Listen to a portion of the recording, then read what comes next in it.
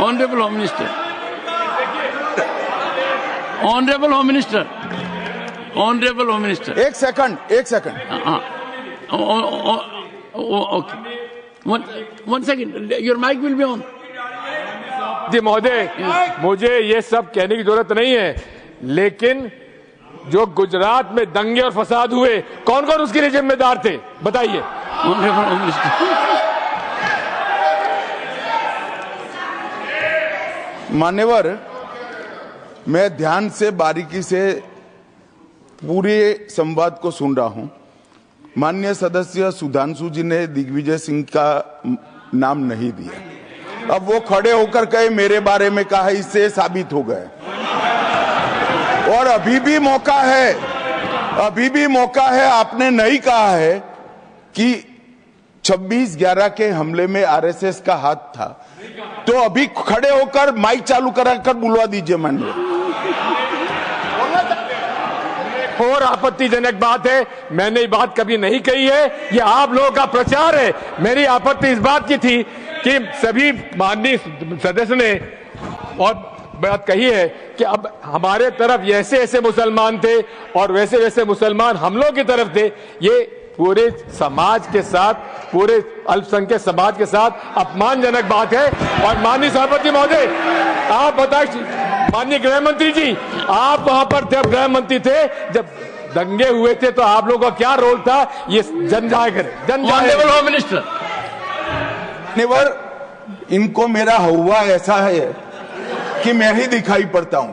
आपकी सुनिए, अब सुनिए ना दिग्विजय सिंह, सुनिए, एक मिनट सुनिए। दंगे शांत होने के बाद 18 महीने के बाद मैं गृह मंत्री बना। दंगा हुआ तब मैं गृह मंत्री नहीं था। सुधांशु त्रिवेदी संदर्भ में किसी का नाम नहीं लिया। अजीज बर्नी की किताब थी 2611 एंड आरएसएस कॉन्स्पिरेसी, कोई जाके चेक कर ले उसमें कौन कौन कहां था। अब मैं मुसलमानों के बारे में कहना चाहता हूं, मुस्लिम समाज के लिए। बहुत से लोग ऐसे हैं जिनको मुस्लिम समाज की हिस्ट्री नहीं पता है। मैं बताना चाहता हूं, भारत से जब न्यूमेरिक सिस्टम सबसे पहले गया तो अल जहर थे सबसे पहले, जिन्होंने जाके 1793 में जो सूर्य सिद्धांत था उसका अरबी में ट्रांसलेशन हुआ सिंध हिंद। और हम बता रहे हैं हम किस तरह के मुस्लिम को साथ रखते हैं। डॉक्टर कलाम से बड़ा आलिम इस्लाम में साइंसदान नहीं हुआ, और आरिफ मोहम्मद खान साहब जो बिहार के गवर्नर हैं, उनसे बड़ा आलिम फाजिल मुसलमान आज सियासी जमात में तो नहीं होगा, यह मैं दावे के साथ कह सकता हूं। मगर मैं बताना चाहता हूं सर, उसके बाद उन्होंने एक किताब लिखी, एक सर 10th सेंचुरी के मुस्लिम राइटर थे जिन्होंने किताब लिखी, उसका नाम था the compendious book of balancing and completion according to Hindu calculation, जिसको शॉर्ट में अल जब्र कहा गया, और वहां से अलजबरा निकला। और सर उसके बाद अल ख्वारिज्म आया। और सर आज मेरे ख्याल से सदन के बहुत से लोगों को नहीं पता होगा, ये जो एल्गोरिथम वर्ड है ये अल ख्वारिज्म से आया हुआ है। एक जमाने में इस्लाम में बैतुल हिकमत था, यानी वो सबसे बड़ा हिकमत का केंद्र था। जब एक से एक लोग होते थे, बहुतों को नहीं पता होगा कि कोलंबस ने जिस नक्शे के थ्रू दुनिया ट्रेवल किया था, वो बनाने वाला भी एक मुस्लिम था, अल इदरीसी।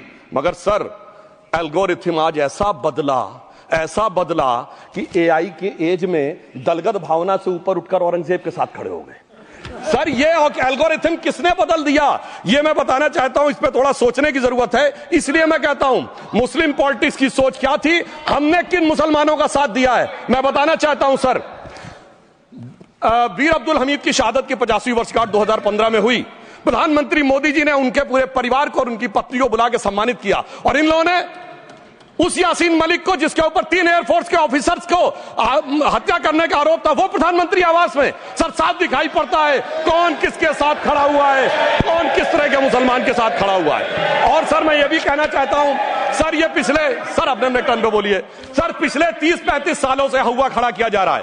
1990 में जब राम मंदिर आंदोलन हुआ, कहा गया बीजेपी आएगी उत्तर प्रदेश में खा जाएगी। सर बीजेपी आने के बाद उत्तर प्रदेश में जानते क्या हुआ?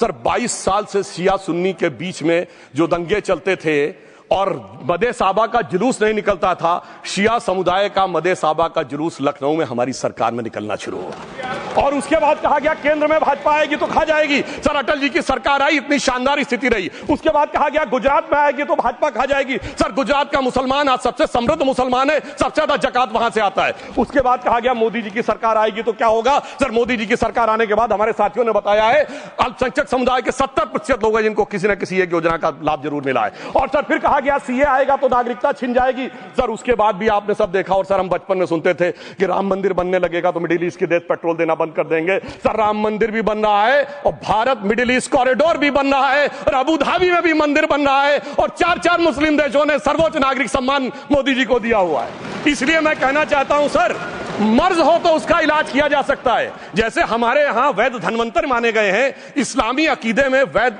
हकीम लुकमान माने गए, तो कहा गया है उनके लिए कि इसमें क्या रखा है, देखे है जो तू आन के पास, बदगुमा वहम की दारू नहीं लुकमान के पास। यानी मर्ज का इलाज है पर वहम का इलाज तो हकीम लुकमान भी नहीं कर सकते जो आपने पाल कर रखा है। मैं कहना चाहता हूं हम किन मुसलमानों की बात करते हैं। आप गंगा जमुनी तहजीब की बात करते हैं। सर दारा शिकोह औरंगजेब का बड़ा भाई था, उसने उपनिषदों का अध्ययन किया, संस्कृत में अनुवाद कराया और नाम रखा सिर्रा अकबर, यानी वर्ड्स ऑफ गॉड। मैंने किसी को दारा शिकोह की जयंती मनाते हुए नहीं देखा। मैं पूछना चाहता हूं बेगम बीबी ताज, उनके घर पे जाते किसी ने सुना?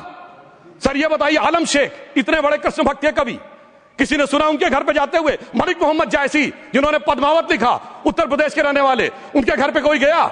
ये बताइए ब्रिगेडियर मोहम्मद उस्मान के घर पे कौन गया? आजमगढ़ में, गाजीपुर के रहने वाले थे, आज तक जाने वालों में नहीं दिखे। और मैं सर बताना चाहता हूं एक और बात। सर एक सैयद इब्राहिम रसखान हुए हैं, बहुत बड़े कृष्ण भक्त के कवि। सर जिन्होंने क्या लिखा, उन्होंने कहा मेरा अगला जन्म हो तो भी मैं कृष्ण भक्ति बनना चाहूंगा। मनुष्य बनूं तो ग्वाल बाले के रूप में और पशु बनूं तो गाय के रूप में। उन्होंने कहा मानुष हो तो वही रसखान, बसों ब्रज गोकुल गांव के ग्वारन। जो पशु हो तो कहा बस मेरो चरो नित नंद की धेनु मजारन। सर उन्होंने कहा गायों के बीच में नंद बाबा की गायों में जन्म लेना चाहूंगा। मगर सर आज एक ऐसे नेता आए हैं इस देश में जिनको गायों से बदबू आने लगी है, तो उनके लिए मुझे मेरे मन में भाव आता है सर कि श्री रामचंद्र कह गए सिया से, ऐसा कलयुग आएगा गोपालक श्री यदुवर कुल में एक ऐसा नेता आएगा जिसे बकरे कटने में खुशबू मिलेगी, गौ माता में बदबू पाएगा। रामचंद्र कह गए सिया से कैसा कलयुग आएगा। अब सर मैं एक और बात भी कहना चाहता हूं, हम किनको मानते हैं? सर नजीर अकबराबादी को सुनिए, कृष्ण भक्त के लिए क्या कहा। सर मैं एक बोलना चाहता हूं, बुल्ले शाह ने क्या कहा। बुल्ले शाह ने कहा, अभी होली गुजरी है, उसने कहा था आज होली खेलूंगी मैं, कर बिस्मिल्लाह। उन्होंने आगे कहा अलस्तु बि रबिकुम, प्रीतम बोले, सब सखियों ने घूंघट खोले, नाम नबी की रतन चढ़ी, सुनिएगा, नाम नबी की रतन चढ़ी और बूंद पड़ी अल्लाह अल्लाह, आज होली खेलूंगी मैं, कर बिस्मिल्लाह। तो मैं भी कहता हूं अब बिस्मिल्लाह करिए और उसके बाद हमारे इस सहयोग करिए, इस सकारात्मक उसका, वरना अल्हम्दुलिल्लाह जो हम मुसलमानों के लिए और देश के लिए करना चाहते हैं उसमें हमें सफलता जरूर मिलेगी।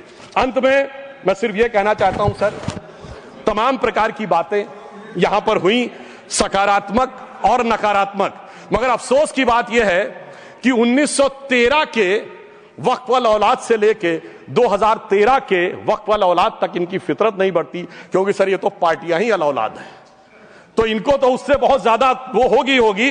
पर मैं सिर्फ अंत में कहना चाहता हूं सर, अपनी सोच बदलिए। आप जिस कश्ती पे सवार होकर इस दरिया को पार करने की कोशिश कर रहे हैं, पिछले 75 साल में नहीं कर पा रहे हैं, 10-12 साल में बहुत हिचकोले खा रहे हैं, तो कश्ती और रास्ता बदलिए। तो इनके लिए अंत में एक पंक्ति कहते हुए बात समाप्त करना चाहूंगा कि इन्होंने कश्ती भी नहीं बदली, दरिया भी नहीं बदला, पर इन डूबने वालों का जज्बा भी नहीं बदला, पर है शौक के सफर ऐसा, एक उम्र हुई हमने, मंजिल भी नहीं पाई, रास्ता भी नहीं बदला।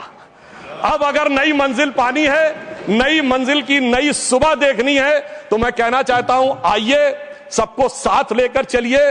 और एक ऐसा वक्त आया है जब मैं जो हमारे किरण रिजिजू जी ने कहा था कि मैंने एक शम्मा जलाई हवाओं के खिलाफ, तो मैं प्रधानमंत्री मोदी जी की तरफ से कहता हूं कि हमें इल्जाम मत दीजिए, बहुत अफसोस होता है, हमें इल्जाम मत दीजिए, बहुत अफसोस होता है।